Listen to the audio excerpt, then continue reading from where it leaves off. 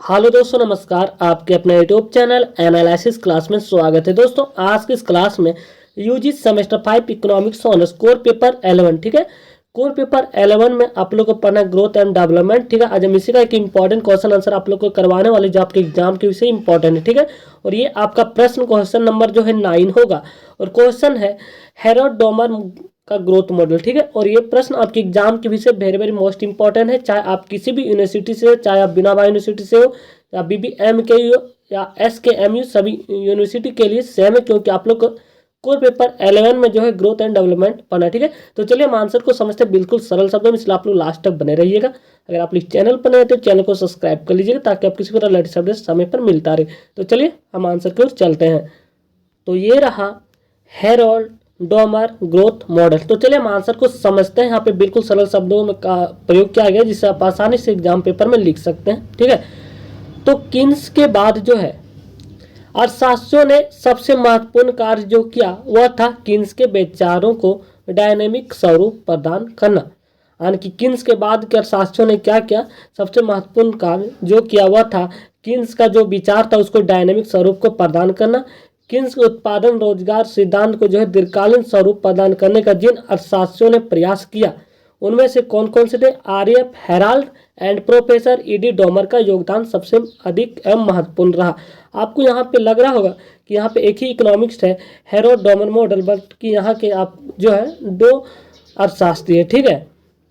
कौन कौन से, तो पहला है RF Herald and professor ED Domar, ठीक है। यहाँ पे दो इकोनॉमिक्स का योगदान सबसे अधिक एवं महत्वपूर्ण रहा। प्रोफेसर हेराल्ड डोमर ने आर्थिक विकास के मॉडल विकसित देशों के लिए प्रस्तुत किए हैं, ठीक है। उन्होंने कहा कि स्थिर विकास की क्या आवश्यकता है, इस प्रकार दोनों विकास मॉडलों में समानताएं हैं, ठीक है। यहाँ पे दो मॉडल को प्रस्तुत किया गया, हेरोल्ड का मॉडल और डोमर का मॉडल, ठीक है। आरएफ हेरोल्ड इस पूरा नाम है, ठीक है। और इतना ही नहीं, हेरोल्ड डोमर का मॉडल यह भी स्पष्ट करता है कि अर्थव्यवस्था में पूर्ण रोजगार की दशा बनी रहे, इसके लिए किस दर से विकास हो एवं विकास दर को कैसे बढ़ाया जाए। तो चलिए समझते हैं यहाँ पे हम हेरोल्ड मॉडल को। सबसे पहले यहाँ पे दो इकोनॉमिक्स है, जिनमें से पहला है हेरोल्ड का मॉडल, ठीक है। तो सबसे पहले समझते हैं हेरोल्ड मॉडल, ठीक है। हेरोल्ड मॉडल आखिर में क्या है, यहाँ पे दो इकोनॉमिक्स थे, जिनमें से हेरोल्ड मॉडल और दूसरा था डोमर मॉडल, ठीक है। तो हेरोल्ड मॉडल में पूंजी विकास का इंजन और इच्छित बचतें एवं पूंजी उत्पाद अनुपात विकास का मार्ग प्रशस्त करता है। तो बचत का प्रत्यक्ष संबंध जो है आय से होता है, इसलिए समाज की बचत आर्थिक विकास के प्रायोगिक पक्ष में महत्वपूर्ण भूमिका निर्वाह करती है। तो आर्थिक समृद्धि के लिए आवश्यक है कि या तो बचतों की मात्रा को बढ़ाया जाए अथवा पूंजी उत्पाद अनुपात को घटाया जाए। तो चलिए इस मॉडल को समझते हैं।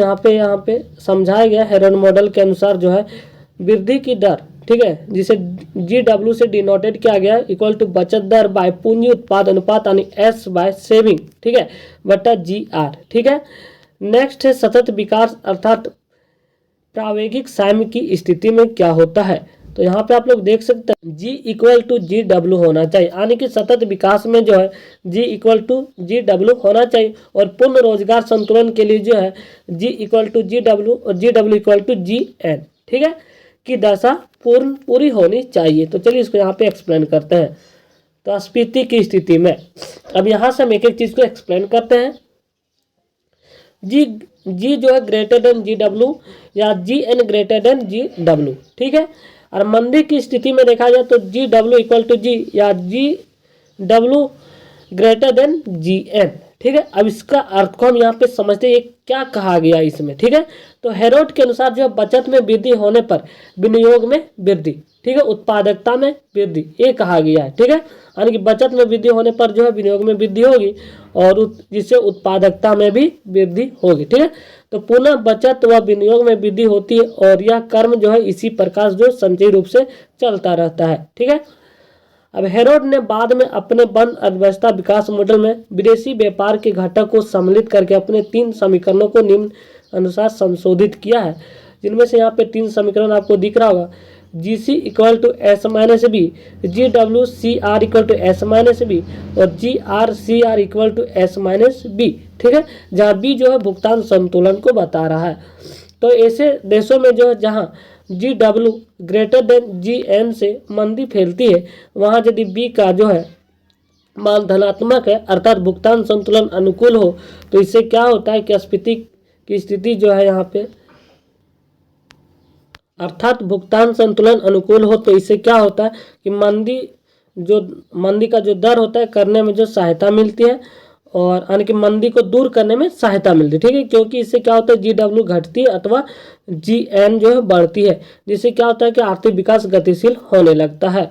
तो इसके विपरीत मुद्रास्फीति वाले देश में क्या होता है, B जो कांस्टेंट है यानी कि भुगतान संतुलन का मान ऋणात्मक होने से अतिरिक्त क्रय शक्ति विदेशों में जाने लगती है, और हेरोड के अनुसार जो है निर्यात के बढ़ने से विकास को बल प्राप्त होता है।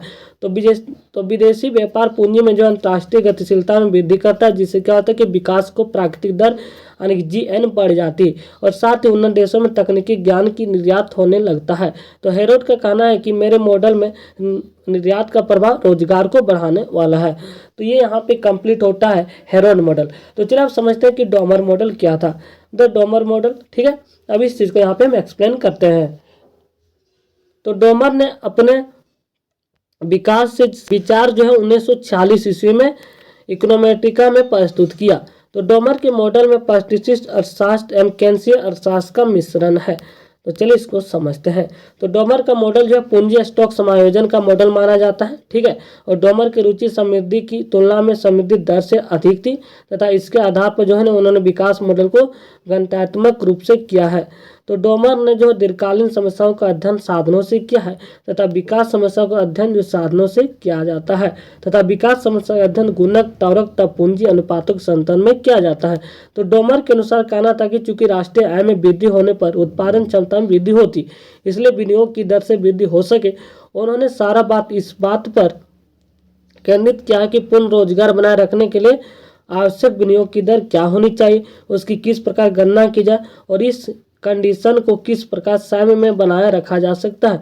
तो डोमर के विचार मॉडल को मुख्य बातें इस प्रकार है। चलिए यहाँ पे हम पॉइंट वाइज पॉइंट देखते हैं, ठीक है, जिनमें से विनियोग का आर्थिक विकास में एक महत्वपूर्ण स्थान है, क्योंकि इससे एक और आय में वृद्धि होती है। दूसरा पॉइंट है यहाँ पे इस प्रकार की बढ़ी हुई जो उत्पादन क्षमता अर्थव्यवस्था पर दो प्रकार से प्रभाव डालती है, ठीक है, या तो इससे प्रभावपूर्ण मांग में वृद्धि होकर और आर्थिक उत्पादन होने लगता है, अथवा क्या कहते हैं कि प्रभावपूर्ण मांग के कम रहने पर बेरोजगारी में वृद्धि हो सकती है। दूसरा पॉइंट है यहाँ पे डोमर के मत में पूर्ण रोजगार को बनाए रखने के लिए जो है पहला पॉइंट यहाँ पे वास्तविक तथा मौद्रिक आय दोनों एक ही दर से बढ़ना चाहिए।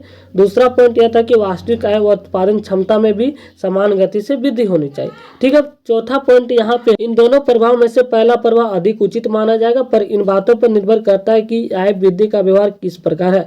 तो इस दृष्टि से यदि पूर्ण रोजगार को बनाए रखने है तो आय में वृद्धि निम्न दर से होनी चाहिए, जिनमें से पहला पॉइंट यहाँ पे यह में हेरोड के अनुसार जो आय में वृद्धि यानी कि सीमांत बचत प्रवृत्ति बट्टा पूंजी उत्पाद अनुपात।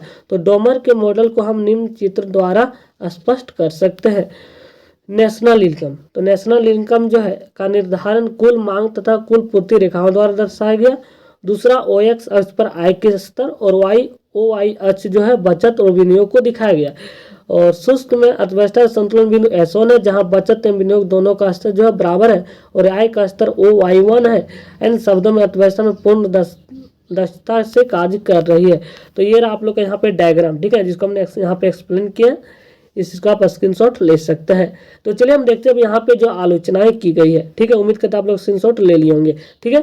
तो चलिए आगे देखते हैं। इसके लिए जो अब हेरोड-डोमर मॉडल जो प्रस्तुत किया उनमें से भी बहुत सी आलोचनाएं की गई है, यानी कमियां निकाली गई है। जिनमें से पहला पॉइंट है यह वास्तविक मान्यता है, ठीक है। तो आलोचक अर्थशास्त्रों का मत है कि हेरोड एवं डोमर मॉडल कुछ विशिष्ट अव्यवहारिक मान्यताओं पर आधारित है, जैसे बचत हो गया, बचत प्रवृत्ति हो गया, और पूंजी उत्पादन अनुपात को स्थिर मान लेना। अनिश्चित पूर्ण कथन यह है कि डोमर ने स्वयं यह मान्यता आवश्यक बताई है, ठीक है। नेक्स्ट है कीमत स्थिरता, इस पॉइंट को भी समझते हैं। तो वे दोनों मॉडल जो है सामान्य कीमत को स्थिर मानते हैं, जबकि व्यवहार में समय के साथ कीमतें बदलती है और विकास प्रक्रिया में जो है महत्वपूर्ण प्रभाव डालती है। तीसरा पॉइंट है कि ब्याज दर परिवर्तित होती है, यानी कि इनकी यह मान्यता भी अमान्य है कि ब्याज की दरों में परिवर्तन नहीं होते, ब्याज की दर में भी बदलते रहते हैं। तो इस प्रकार आप लोग का हेरोड-डोमर मॉडल यहाँ पे कंप्लीट होता है, और यहाँ पे इसका डायग्राम जरूर बनाएंगे, इंपॉर्टेंट है, ठीक है।